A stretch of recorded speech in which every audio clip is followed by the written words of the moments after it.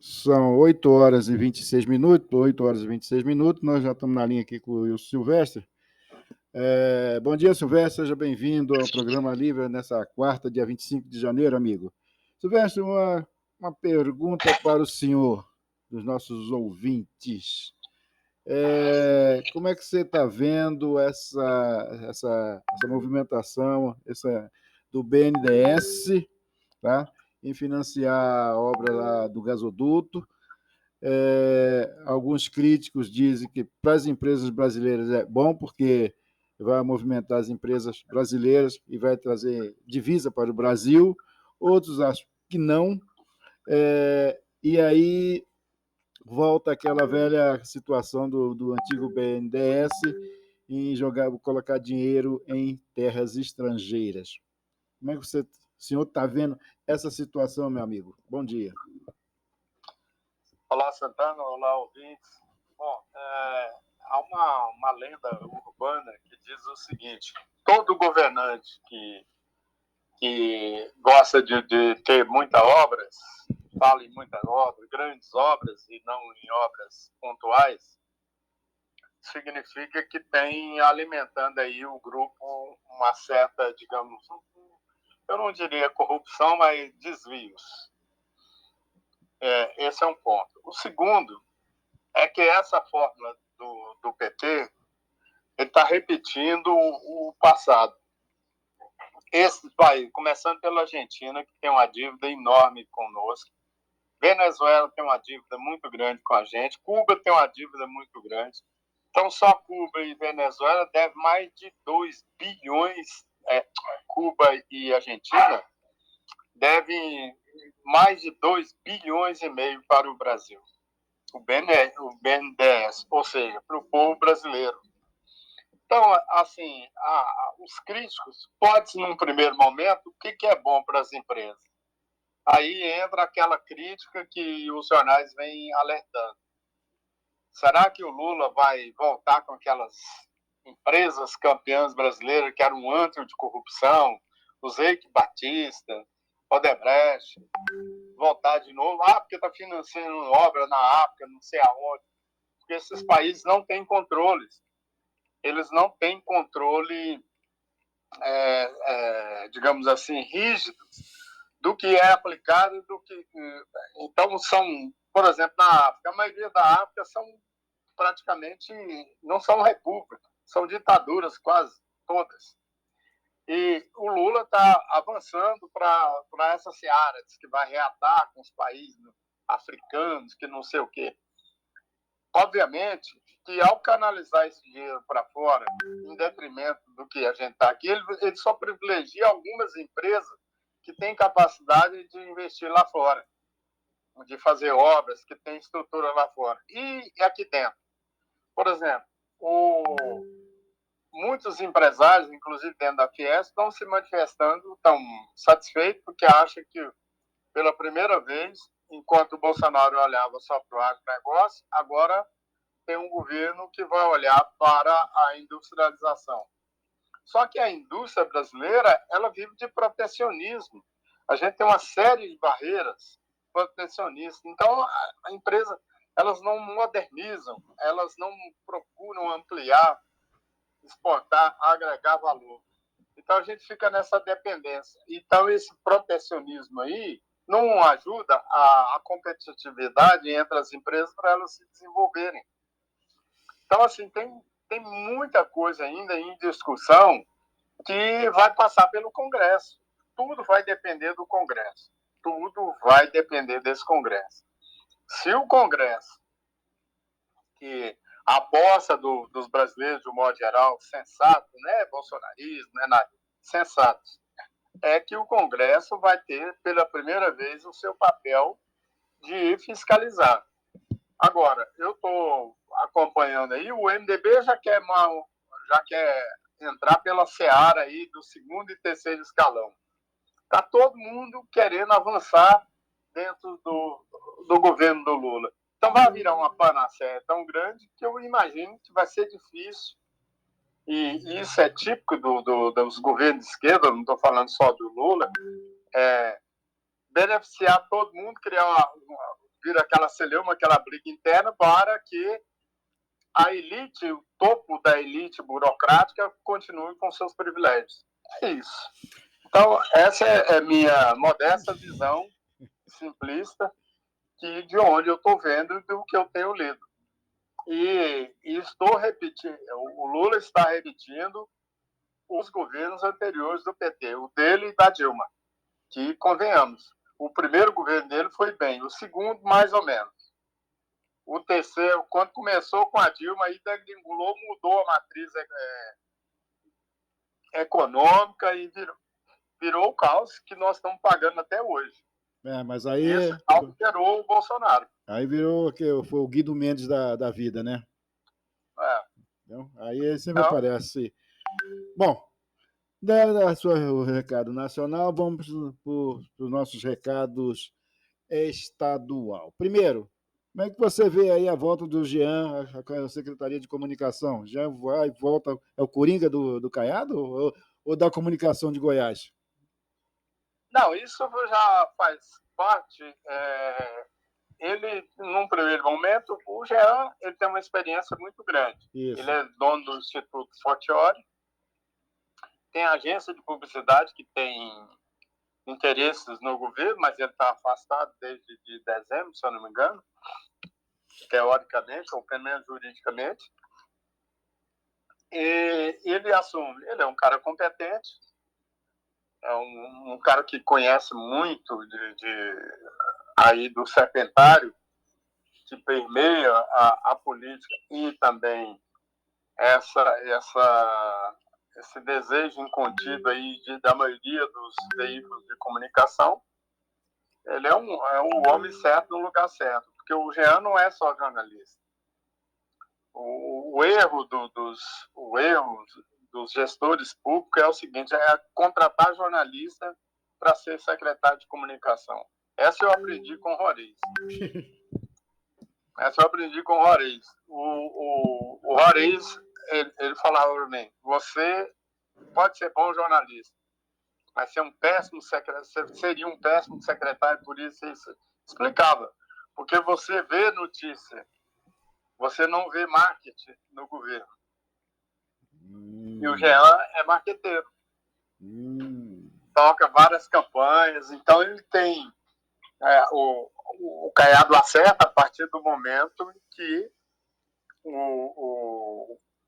ele acerta a partir do momento em que ele tem duas pessoas em uma só. Ele tem um jornalista que entende da comunicação, sabe o que é a importância da informação, e, ao mesmo tempo, um cara que é marqueteiro e publicitário, que sabe que o governo tem publicidade e precisa de marketing, e precisa de divulgação. Então, esses três ingredientes são importantes, e o Jean reúne isso em uma pessoa só. Interessante. É isso. Bom, e o discurso do Lissauer? Pois é, rapaz. Eu tive que mudar a coluna ontem. Eu percebi quando eu vi o discurso do Caiado e do Lissauer, todo cheio de salameque, desculpa, no momento e tal. Falei, esse cara virou secretário. Aí eu tentei com tudo. A leitura que os deputados fizeram no almoço é que o Caiado vai convidar o Lissauer para ser secretário, vai depender dele. Hoje, inclusive, tem uma festa lá em Rio Verde, a Assembleia está deslocando para lá, para as homenagens a ele. Meio caminho andado, ou seja, aquelas encrencas por conta do fundo do negócio lá? Fundo de infraestrutura, que a aprovação e o Lissauer ficou do lado dos produtores, que o Lissauer é produtor, ele foi soterrado, ficou no passado. Por sua vez, o Caiado também disse que está de coração, depois que ele teve essa cirurgia, ele não guarda mais rancor e tudo. Sabe, meu filho, eu conheço político. O Claro que o Caiado, realmente, uma cirurgia dessa, eu conversei com um médico amigo ontem, ele disse que o Caiado vai levar 1 ano para poder recuperar a segurança em andar. Caramba. E qualquer bancadinha, porque rachou o peito dele assim, cara, serra o osso. Diz que é um negócio evasivo demais. Ixi. Então, assim, eu imagino, o Caiado deve estar pensando muito aí na vida dele daqui para frente. E olha lá, eu, pelo andar aí da carruagem, da montagem do secretariado dele, que está, eu estou achando que o Caiado, no máximo que ele vai disputar é Senado. E olha lá, encerrar a carreira dele como senador. Agora me diz o seguinte. Hã? Me diz o seguinte, por que ele depende tanto do Lissau? Porque aquele negócio é gato e rato? O Lissau, para os amigos que nos acompanham, o Lissau é um grande produtor, principalmente de soja, que foi o segmento que mais se opôs e está abespanhado com o Caiado por conta dessa contribuição aí no fundo. E o Lissau tem liderança junto a esse segmento, porque ele é um dos maiores produtores. O Lissau esse jeitão dele aí, mas ele é um sujeito, só para vocês terem uma ideia, só a transferência, o imposto, aquele de imposto que paga de transferência do inventário do pai dele, ficou em mais de 20 milhões. Por aí vocês veem só o imposto. Então, ele é um sujeito que tem peso, tem bala na agulha. Então, é como eu escrevi, política só tem uma porta de entrada, não tem porta de saída. Eu vou cuidar dos negócios. Nunca. Depois que o cara entra na política, acabou. Acabou, ele não sai nunca. Só é muito raro ter na história alguém que saiu da política. O Lissau está com quantos anos, velho? O Lissau é novo, É novo, né? 40 e poucos anos, acho que 42. Não dá para se aposentar ainda não, porra. Não. Tem muita coisa E outra coisa, especulação, que ele quer ser conselheiro, meu Deus, o cara com a fortuna que o sujeito tem vai ser conselheiro de Tribunal de Contas de município, de estado de Goiás. Ele quer ter visibilidade. E a visibilidade vai ser o quê? Uma secretaria. E o Caiado precisa muito, porque o Caiado quer. Vocês têm que lembrar que o DNA político do Caiado é o agronegócio. Ele não quer entrar, ele não quer ter esse contencioso. E o Lissau vai ajudá-lo nisso. Por isso que todo mundo está apostando que o Lissau, inclusive eu, banquei isso na coluna hoje, o Lissau não será secretário se não quiser. E seria secretário de quê? Uma condução política aí, agricultura, aí, ligado ao meio. Né? Ou até um secretário de governo. Também.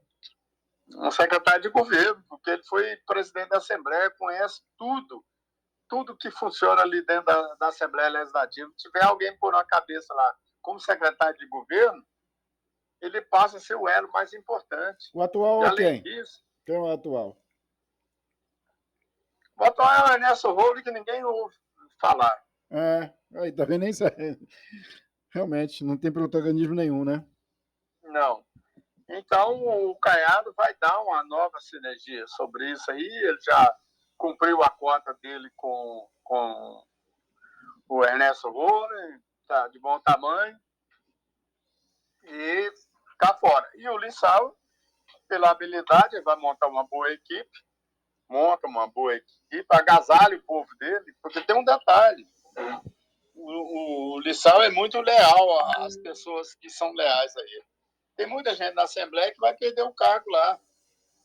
E ele precisa agasalhar esse povo. É mais um motivo para ele ficar. E outra coisa, ele pode vir a ser o candidato a prefeito de Rio Verde.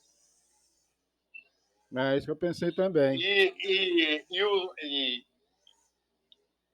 sendo secretário de governo ou qualquer uma outra coisa, ele torna-se um player importantíssimo. Ele vai enfrentar o grupo lá do MDB, que é o grupo do PSD é forte lá em Rio Verde. Tem o ex-prefeito Juraci, tem o Euler Cruvinel, que hoje está no Patriota, pode voltar para o PSD, enfim. Tem uma série de articulações aí que ele pode ser o condutor disso. Além disso, o Caiado tem lá o prefeito Paulo do Vale, mas está deixando a prefeitura agora. E o Lissauer vai ocupar esse espaço.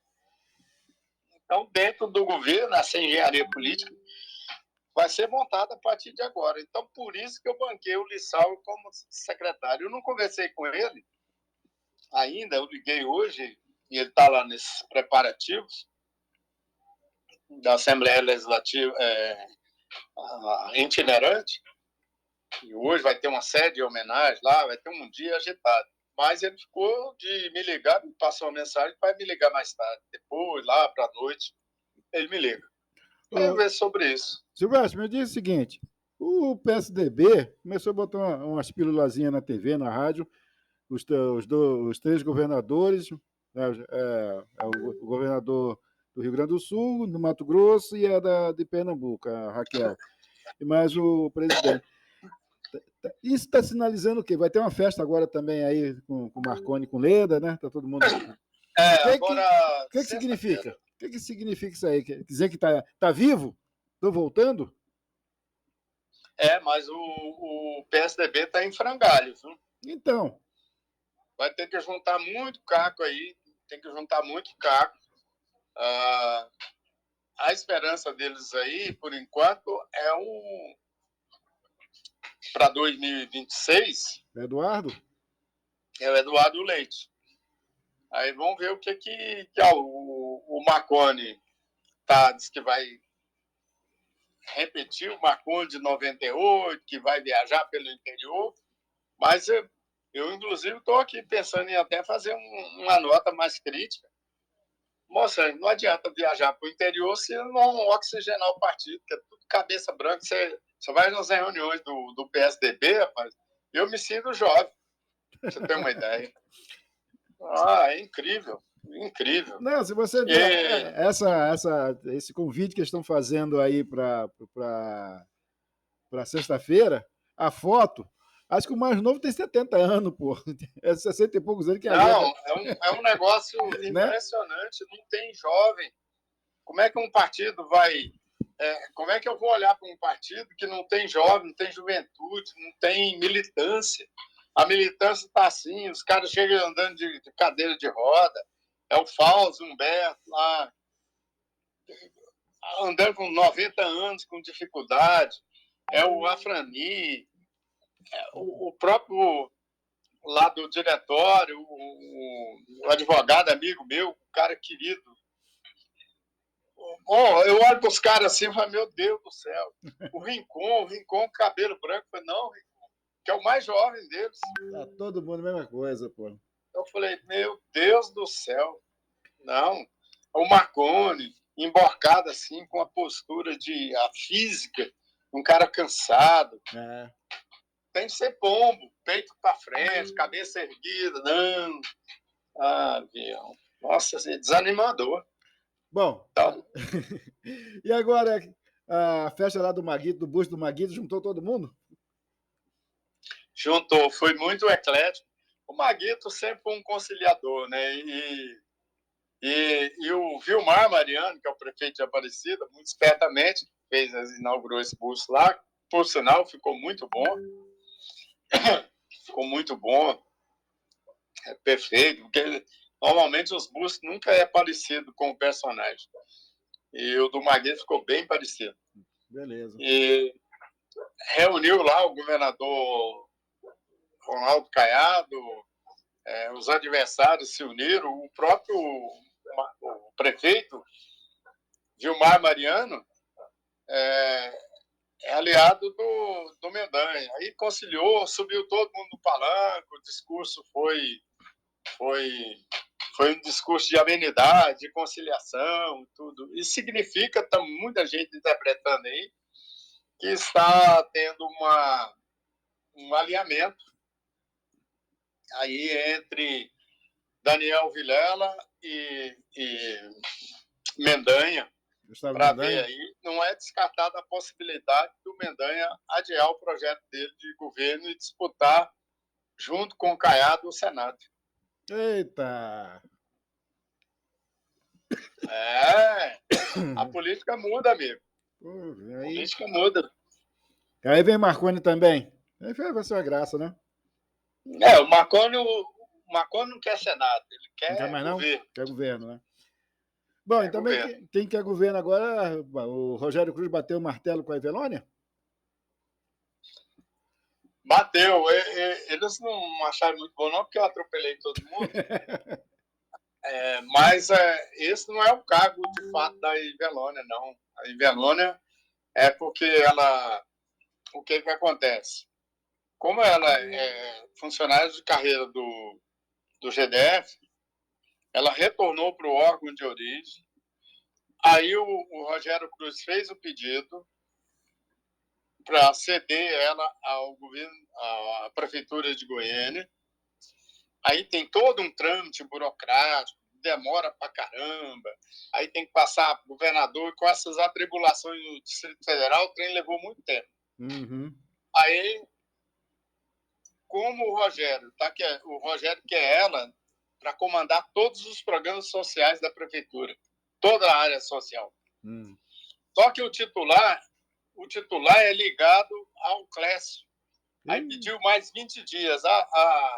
Aí não podia esperar 20 dias, porque senão venceria o documento, que é de 30 dias só, venceria o documento cedendo a Evelônia para a Prefeitura de Goiânia. Então, o Rogério rapidamente nomeou ela na Secretaria de Relações Institucionais, que é uma secretaria que a Evelônia, ela não é política, ela não conhece nada aqui, como é que ela vai ser? Mais para ocupar o espaço. Sei. Mas, paralelamente, ela já vai trabalhar os programas sociais, vai ter acesso a tudo para fazer um grande projeto que vai alavancar a reeleição de Rogério Cruz. Agora vai ter que mudar para lá, né? Ontem ela esteve em Goiânia. E não tem jeito de ela ficar para lá e para cá, pô. Não. Agora... Ela já... Ela deve mudar, tá ajeitando isso, arrumando. Isso. Aí complica também a sua eleição, não é? Não, de uma certa forma não, porque daqui 2 anos, quando... daqui 1 ano. Os finais de semana ela vai estar aí em Valparaíso, meu chapa, não tenha dúvida. Ela não vai sei escolher não, hein? Não sei não, porque é que negócio, tem muita coisa do programa final de semana em Goiânia, pô, tem muita coisa para resolver. Tem, mas veja bem, o que a Evelônia precisa nesse momento? Ela precisa de visibilidade. A visibilidade do Distrito Federal ela não vai ter no termo midiático, de mídia. A mídia de Valparaíso é controlada pelo prefeito. Então, ela precisa vir de fora para dentro. Essa é a estratégia dela. Beleza. Para finalizar, amigo, por que Cristalina agradece? Rapaz, foi uma guerra esse colégio que foi inaugurado lá, que já está... É tão importante que das 1.200 vagas, todas preenchidas. Colégio militar, né, amigo? Todo foi concorrido e tudo, mas foi uma luta do prefeito Daniel do sindicato, junto ao governador Ronaldo Caiado. Agora todo mundo é padrinho, é deputado, todo mundo pediu. É dono da criança. Mas o empenho foi do Daniel do sindicato junto ao governador, e o governador bancou isso. O colégio foi inaugurado, já estão todos matriculados, preencheu todas as vagas, não tem vagas mais. E E foi assim, foi muito bom para Cristalina, porque dá um novo upgrade aí em Cristalina. Eu vou conversar mais com eles para saber detalhes, como é que está lá. Eu estou querendo entrevistar o cara que é o favorito a candidato a prefeito lá. Talvez seja candidato único. Não vai ter concorrente, o Jean. Mas isso lá mais para frente, a gente entrevistar ele na rádio e tal, conhecer um pouco do que isso, porque o Daniel está no segundo mandato, é o mesmo caso do Pablo Mossoró. É.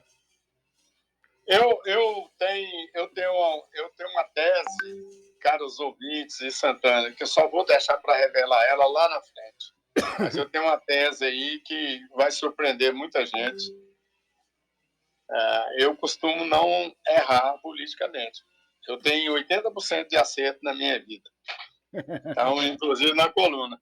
Tem uma tese aí sobre o Pablo Mossoró que vai assustar muita gente. Não é o momento. Não é o momento. É você e Nilson Gomes. Mas é isso. É só você É só e Nilson. deixar vocês curiosos. Bom, amigo, um abraço e até amanhã. Até amanhã. Fui. Tchau, Vamos ver se amanhã eu consigo trazer a Fátima Gavioli para falar com a gente. Maravilha. Qualquer coisa você me avisa. Tá falado. Um abraço. Um abraço. Tchau. 8 horas e 52 minutos. Nós acabamos de bater um papo com o Wilson Silvestre, diretamente de Goiânia, por telefone. A gente encerra aqui nossos canais digitais. Entendeu? Vamos encerrando o Facebook. A gente encerra também o